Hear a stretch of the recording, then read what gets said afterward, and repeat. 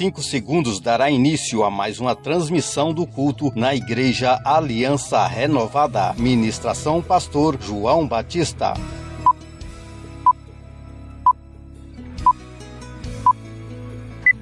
Primeira Samuel, capítulo 13, versículo 19.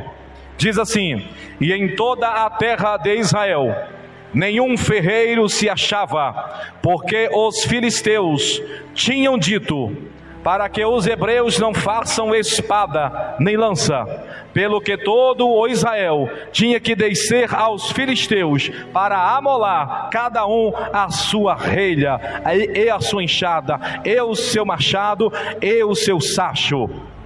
Tinha porém limas adentadas para os seus sachos, e para as suas enxadas, e para as suas forquilhas de 3 dentes, e para os machados, e para os consertar as aguilhadas. E sucedeu que no dia da peleja, se não achou nem espada, nem lança na mão de todo o povo que estava com Saul e com Jonatã, porém acharam-se com Saul e com Jonatã seu filho. Diga: meu Deus. Faz forte: meu Deus, fale comigo nesta noite. Podem sentar, irmãos. Eu li para vocês uma passagem. Todo silêncio é pouco, cuidado com os copos descartáveis, porque nós estamos na casa de Deus, onde viemos prestar culto a Ele e orar a Ele, e Ele está presente, porque Ele é fiel, e Ele disse: onde tiver 2 ou 3, não importa se é na minha casa, se é embaixo de uma árvore, onde tiver 2 ou 3 em meu nome, eu estarei presente. Oh glória, Jesus está aqui, diga glória a Deus. Nos dias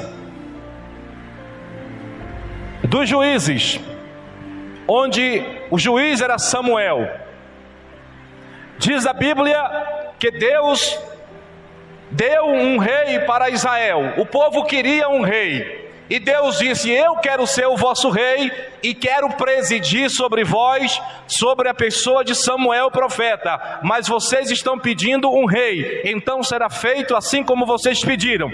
E Deus preparou Saul para ser rei de Israel, como vocês sabem a história. Fazia 1 ano que Saul era rei sobre Israel, e uma certa hora eles estavam em conflito, em guerra constante contra os filisteus. Porém, o povo de Israel era um povo pacato, era um povo simples, era um povo semeador, um povo que cultivava, um povo que lavrava a terra. E o povo de Israel não tinha armas militares. O povo de Israel não tinha armas para ir à guerra, para ir à peleja. Eles tinham machado, eles tinham enxada, eles tinham aguilhadas para fazer a sua obra, eles tinham sacho para colher o arroz, o trigo, mas eles não tinham ferramentas ou armas militares. Porque naqueles dias, quem dominava a tecnologia de armas militares naquela região era a Filístia, eram os filisteus. E diz a Bíblia que quando eles queriam amolar as enxadas, os israelitas queriam amolar os machados, a coisa estava tão séria e tão grave em Israel que procuraram um único ferreiro e não encontraram. O único ferreiro que pudesse fazer a obra de fundição do ferro. Não encontraram um ferreiro, nem sequer para amolar as enxadas. Eles tinham que sair de suas terras, descer até o outro país chamado Filístia, e lá pagar para amolar as enxadas, pagar para amolar o machado e as outras ferramentas. Eles tinham, os israelitas tinham uma ferramentinha que fazia o desempenho do aguilhão e do sacho, alguma coisa assim. Mas amolar, lima, né? Mas amolar mesmo, de verdade, tinha que ir lá na Filístia. E a Bíblia diz que nesses dias, onde o povo de Israel não tinha armas militares, eram dias de constante guerra contra os filisteus. Em contrapartida, os filisteus, eles dominavam a tecnologia do ferro. Eles produziam suas armas. Os filisteus tinham espadas. Os filisteus tinham escudo. Os filisteus tinham lanças de ferro que cortavam até o vento. Os filisteus tinham arcos e arqueiros. Os filisteus tinham até carros de ferro puxados por cavalos. E a Bíblia diz que os filisteus tinham 30.000 carros de ferro. Que quando eles iam andando, quando os 30.000 carros de ferro iam andando, aleluia, sobre a terra começava a estremecer, a terra começava a trepidar, a terra começava a fazer aquele barulho, e o povo de Israel tremia, o povo de Israel batia um joelho no outro, o povo de Israel ficava batendo o queixo de medo do exército dos filisteus. Glória a Deus. Diz a Bíblia que naqueles dias, as únicas espadas que se encontravam em Israel, era com o rei e com o príncipe, era com o rei Saul e com o seu filho Jonathan. As únicas duas espadas que se encontravam em Israel, nos dias de Saul, logo nos primeiros dias do reinado, era com Saul e Jonathan. O resto do povo camponês, tudo simples, enxada, machado, cutelo ou sacho, as aguilhadas, e só isso. Mas ainda assim, Saul chamou 3.000 homens para andar com ele, fez a sua guarda pessoal com 3.000 homens, e tantos homens ficaram com Jonathan, príncipe dele. 3.000 homens ficaram com Saul. E teve uma situação que Jonathan, o filho de Saul, ele foi até uma guarnição dos filisteus, porque os filisteus, eles se acampavam, faziam muitas guarnições. Em um lugar aqui fazia uma guarnição, em outro lugar ele fazia outra guarnição, em outro lugar fazia outra guarnição. E Jonathan saiu e deu de encontro em uma dessas guarnições, e eu não sei como aconteceu, de forma que ele deu sobre a guarnição e atacou a guarnição e prevaleceu. E os filisteus ficaram sabendo que Saul tinha ferido a guarnição por intermédio de Jonathan. Meus irmãos, não foi nada. A notícia correu no exército da Filístia, dos filisteus.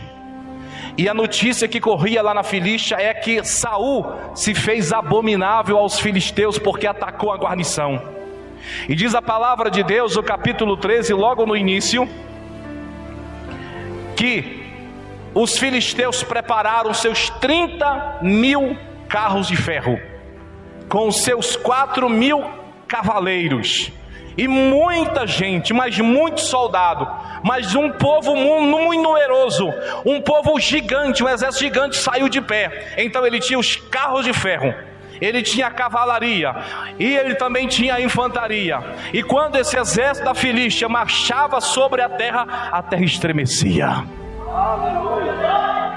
Quando o exército da Filístia marchava sobre a terra, as legiões, as hostes da Filístia marchavam sobre a terra tremia, fazia o barulho. Bum, bum, bum, bum. Quando os israelitas ouviram o barulho, aleluia, e o tremor dos ruídos dos carros dos filisteus, a Bíblia diz que os israelitas fugiram e se esconderam nas cavernas, se esconderam nos penhascos, se esconderam nas penhas, fugiram. E ora, se o povo fugiu, não tinha como o exército da Filístia guerrear com alguém. Então eles montaram guarnição, aleluia, e eles ficaram ali esperando que algum exército de Israel aparecesse. E diz a Bíblia mais uma vez que o Jonathan, ousado como era, deu sobre a guarnição dos filisteus mais uma vez. E quando ele prevaleceu mais uma vez contra a guarnição dos filisteus, Saul ficou sabendo, aleluia. E a Bíblia diz que um terror, um pavor caiu sobre o exército da Filístia. que eles entraram em contenda um contra os outros, e grande foi o alvoroço e o embaraço. Saul, percebendo que havia um alvoroço, um embaraço, uma confusão no exército da Filístia, ele soprou a trombeta e fez soar a trombeta e mandou o recado, que era para todo mundo se ajuntar e percorrer e ir atrás do exército da Filístia, porque Deus tinha feito uma grande contenda, um grande alvoroço contra o exército dos filisteus.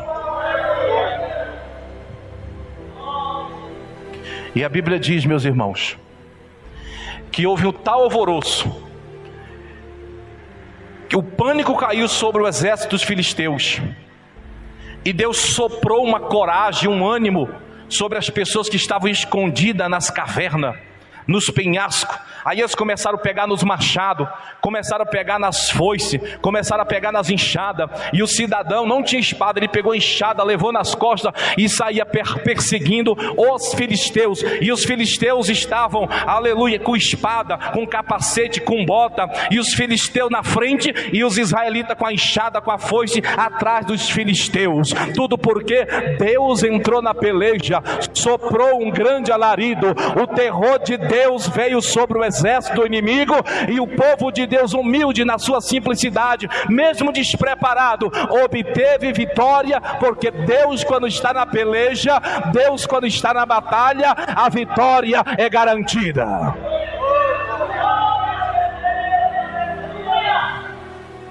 Mas o que me chama a atenção nesse fato que eu contei para vocês é a questão da espada. Só tinha 2 espadas naqueles dias, uma do rei, a outra do príncipe. Só tinha 2 espadas, e os israelitas com 2 espadas e com foice enxada colocaram o exército dos filisteus para correr. Isso mostra e demonstra o quanto Deus é grande, o quanto Deus pode confundir o inimigo, o quanto Deus pode confundir o inimigo que vem contra a tua vida, que vem contra a tua casa, que vem contra a tua família, se você crê no poder de Deus. Em todo o exército de Israel não se encontrou homem mais ousado do que Jonathan, filho de Saul, que não se deu por vencido. Ele disse: eu tenho uma espada, eu não estou com foice, eu não estou com enxada, eu não estou com machado, eu tenho uma espada, e também tenho meu ajudante, meu guarda-costa. Eu tenho uma espada, e se eu tenho uma espada, eu vou para cima do inimigo. E se eu tenho uma espada, eu vou para cima da guarnição dos filisteus. Se eu perecer, pereci, mas se eu triunfar, o nome do Senhor será glorificado. Diz a Bíblia, meus irmãos, que pela espada de Jonathan, Deus operou uma grande maravilha nos dias de Saul. Depois você vai lá e lê a história. Mas o que eu quero falar é sobre a espada na mão do valente. Jonathan valente. Davi descreve Jonathan como uma gazela. Sabe o que é uma gazela? Parece que não me fala, é um animal muito rápido, corre muito rápido, ninguém pega. Davi descreve que Jonathan era como uma gazela no campo de batalha. Ninguém pegava ele, era isso. E era cortando cabeça, perna, braço, porque as lutas naqueles dias era onde a espada pegava, decepava. Era na cabeça, pescoço, cabeça para lá, corpo para lá, era um cadáver. Era no braço, a pessoa ficava sem braço. Era na perna, a pessoa ficava sem perna. No campo de batalha, aprenda isso hoje, no campo de batalha não existe misericórdia. O diabo, o inimigo, o adversário não tem misericórdia do crente. E no campo de batalha você também não pode ter misericórdia do diabo, porque no campo de batalha é vencer e vencer na vida do crente. Oh glória! Jonathan, o mais ousado, o mais destro na peleja, pegou da sua espada e feriu a guarnição. Lembre da palavra guarnição. Feriu a guarnição dos filisteus. Grande foi a batalha e a vitória. O exército de Israel, que não existia exército de Israel, seriam simplesmente camponeses, simplesmente pessoas que lavravam a terra, colocou um exército preparado militarmente naquela época, com a mais alta tecnologia que existia naquela época, a fundição do ferro, com espadas aparelhadas, com carros de ferro, rodas de ferro, aleluia. O exército de Israel, que não era um exército, só eram homens, cidadãos, que foram à peleja, mas pela espada de um valente, Deus deu a vitória. O tempo passou, os dias passaram, e a Bíblia diz que Deus rejeita Saul com a sua espada. E diz a Escritura que Deus rejeita Saul e imediatamente Deus já encontra e já acha Davi. E naqueles dias, meus irmãos, diz a palavra de Deus que Davi recebe a unção com os seus 16, 17 anos. E Davi é perseguido por Saul 13 ou 14 anos. Quando Davi tem aproximadamente 30 anos, Davi recebe, aleluia, recebe o trono lá na cidade de Hebron, sobre os judeus, alguma coisa assim. Estou lembrado aqui, isso não convém, não é isso que eu quero falar. E diz a Bíblia que Davi então, de uma forma poderosa, convence as outras tribos de Israel, e as outras tribos proclamam Davi não só sobre rei de Judá, mas também sobre rei de Israel. Agora a nação de Israel já não é mais aquela nação simples. E desde os dias de Saul até os dias de Davi houve batalha, houve guerra entre os filisteus e o povo de Israel. Mas nos dias em que Davi fazia a vontade de Deus, seguia a palavra de Deus, andava com Deus, Deus falava, ele fazia. A Bíblia diz que Deus foi dando graça para Davi, e Davi foi fazendo com que a coisa acontecesse de tal forma que Deus foi colocando um exército na mão de Davi, e Davi foi pelejando, foi vencendo, foi atribulando as nações, e Davi fez algo que as nações não queriam que ele fizesse. Davi foi lá sobre as nações e confiscou, se apoderou das minas de ferro. E Davi disse: a partir de agora vai ser diferente, porque nos dias de Saul ninguém tinha espada, nos dias de Saul ninguém tinha arma militar, mas nos meus dias é diferente. Nos meus dias os meus soldados estarão armados até o dente para combater contra os inimigos. Nos dias de Davi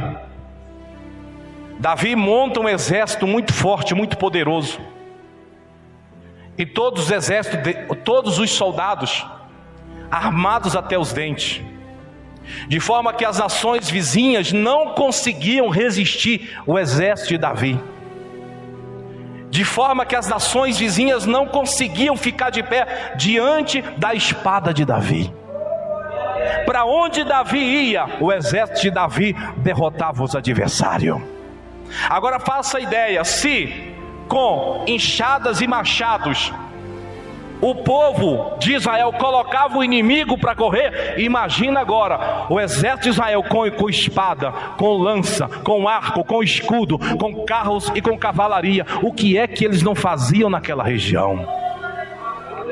Se nos dias de Saul, com simples camponeses, Deus entrava na frente e atribulava o exército das outras nações, imagine agora nos dias de Davi. Davi dominou aquela região, as nações se ajoelharam para ele e para o seu exército, através da mão poderosa de Deus. Para onde Davi saía, diz a Bíblia, ele tinha vitória. Se ele ia para o norte, ele tinha vitória. Se ele ia para o sul, ele tinha vitória. Se ele ia para o leste, ele tinha vitória. Se ele ia para o norte, ele tinha vitória. Para onde ele saía, ele tinha vitória. Sabe por quê? Porque Deus, quando manda um exército para a batalha, Ele não manda desarmado. E mesmo se o exército for desarmado com enxada, se Deus estiver na peleja, você vai vencer o adversário. De forma que você talvez não esteja entendendo o que eu estou falando, você vai entender agora. Deus levanta Davi e através de Davi levanta um grande exército. Mas não era o exército de Davi que tinha e fazia com que as vitórias aconteciam. Era Deus na frente do exército.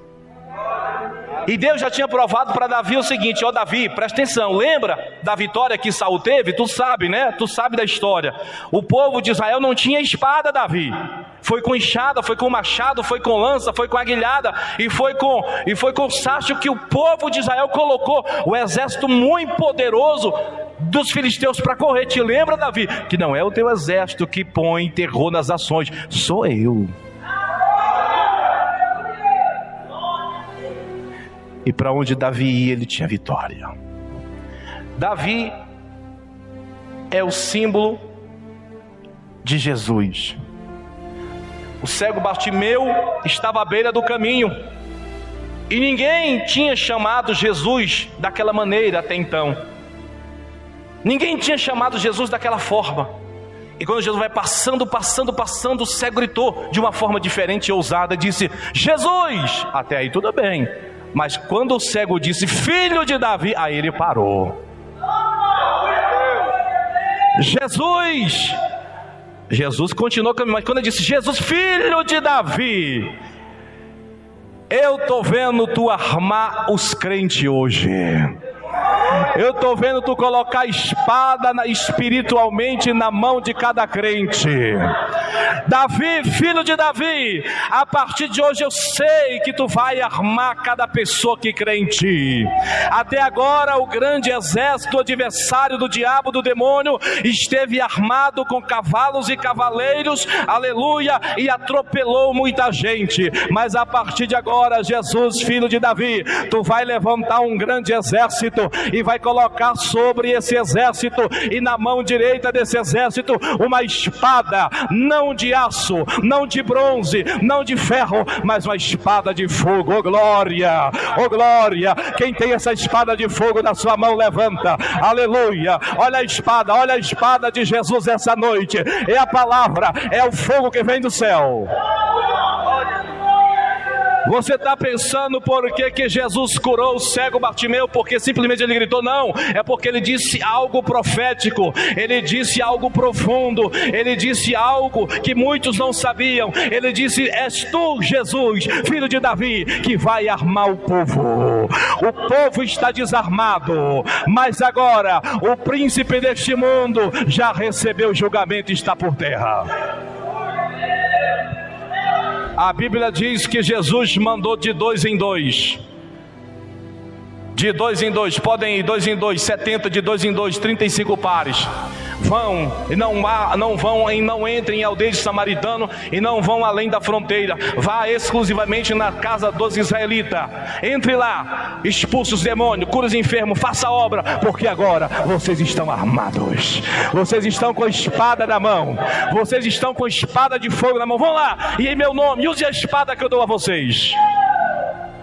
E a Bíblia diz que eles foram, e quando eles voltaram da missão, eles voltaram pulando, eles voltaram salteando. Você conhece a história? Eles voltaram alegre, e eles disseram: Senhor, os demônios estão submetidos à nossa ordem no teu nome, aleluia. Jesus disse: não, tudo bem, eu sei, não alegres por causa disso, alegre porque os vossos nomes estão escritos no livro da vida. Porém, eu vi algo diferente. Eu vi o rei da Filístia, eu vi Satanás cair do céu como um raio. Eles não entenderam, mas você entende. Jesus estava dizendo: a partir de agora Satanás caiu. Satanás com seus carros de ferro, com sua cavalaria do inferno, que quando andava sobre a terra as pessoas tinham medo, pessoas morriam macumbadas e não tinha quem desfizesse a macumba. O demônio entrava na pessoa, formava um câncer e não tinha quem expulsasse. O demônio da paralisia entrava na pessoa e ninguém conseguia arrancar o demônio da paralisia, porque o diabo não saía. Ele dizia: eu que mando, eu que sou o rei, eu que mando, e ninguém vai me tirar daqui, porque ninguém tem armas que possam me arrancar. Mas desde o dia que Jesus veio armar os crentes com a espada de Davi, oh glória, desde esse dia é pregado o reino dos céus. Desde esse dia o diabo tem que obedecer, porque aonde você mete a espada, o diabo tem que sair. Aonde você mete a espada, o diabo tem que sair. a espada da palavra. Nos dias de Saul, tinham duas espadas, para você ver o tanto que a espada, quando Deus está do lado, a espada é poderosa. Pela espada de Jonathan e Saul, Deus deu o grande livramento. Nos dias de Davi, o exército de Davi era imbatível, invencível. Ninguém vencia aquele exército. Podia vir milhões, dezenas de milhões, o exército era imbatível, porque Deus estava na ponta da espada de Davi. Aleluia. Ninguém conseguia vencer aquele homem. O nome de Davi foi temido, afamado. As ações batiam joelho para Davi, tanto é que quando Salomão herdou o trono, todo mundo ficava com o pé atrás, porque sabia que Salomão podia ser muito maior que Davi, mas foi o caso que não foi. Jesus, filho de Davi, tem compaixão de mim. Quando Bartimeu falou, Jesus, filho de Davi, aí Jesus voltou e curou aquele homem.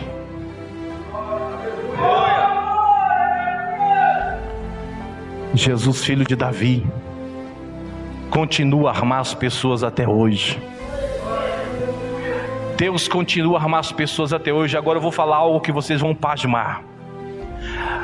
Tem pessoas que até hoje não sabem que tem uma arma. Tem pessoas que têm uma arma empunhada na cintura, uma espada, e ele vai lutar com os pés. Outros têm a espada empunhada e vão lutar com os braços. Outros têm a espada e eles vão lutar com a língua, falar mal dos outros, falar o que não deve, falar o que não convém.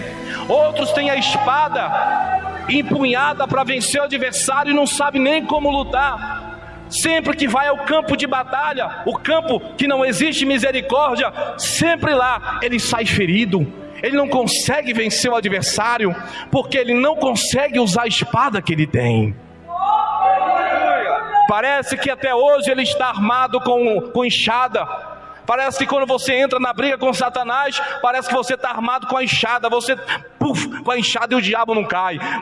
Com a enxada e o diabo não sai da tua frente. Você ora, parece que a situação não muda. Você ora, parece que nada acontece. Você ora, parece que não flui. Parece que está no tempo da enxada, no tempo do machado, no tempo do sacho. Não, irmão, Deus já colocou a espada na tua mão. Só tem um porém, para ela funcionar, você tem que se enquadrar, se alistar no exército de Deus.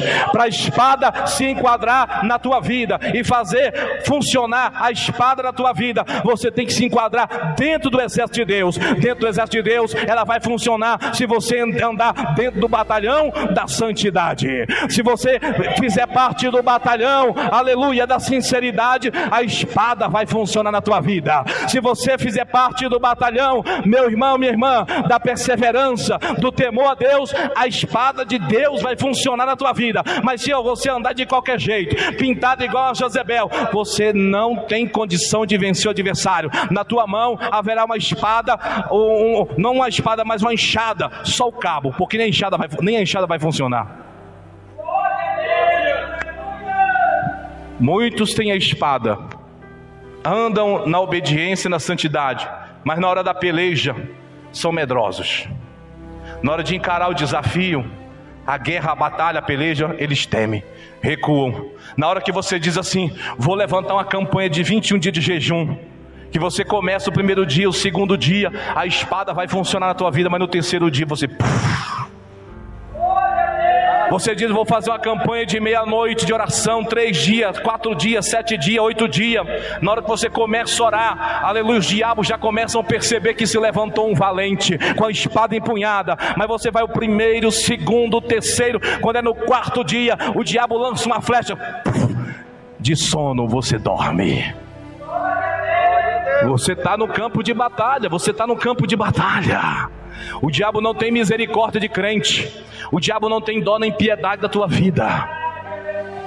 E quando você está no campo de batalha, que você dobra o joelho, que você sabe, o diabo percebe que você vai para o vale, encontrar com as legiões que veio contra a tua vida, ele já teme, mas ele percebe que há uma fraqueza, uma fragilidade em você, e então ele vai em cima, e você não consegue orar, não consegue jejuar, você não consegue clamar, a espada está aqui, mas você não consegue usar ela, e o diabo fica olhando para você, ele tem a espada, mas ele não sabe usar, ele tem a espada e não sabe usar, vamos aproveitar, o diabo pega o arco,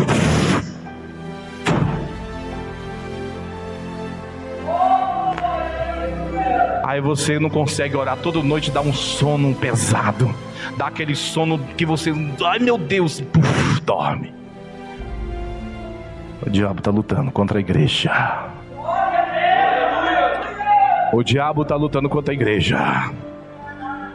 Só que Deus trouxe essa mensagem para você entender que você está no campo de batalha e que você tem condição de derrotar o diabo, condição de vencer ele, porque você não está com enxada nem com machado, você tem a espada da vitória, você tem a espada da vitória, e Deus quer mudar a nossa vida, minha gente, Deus quer mudar o nosso rumo, Deus está dizendo, eu estou na frente, basta tão somente você ir contra o valente, porque eu dou vitória para a minha igreja.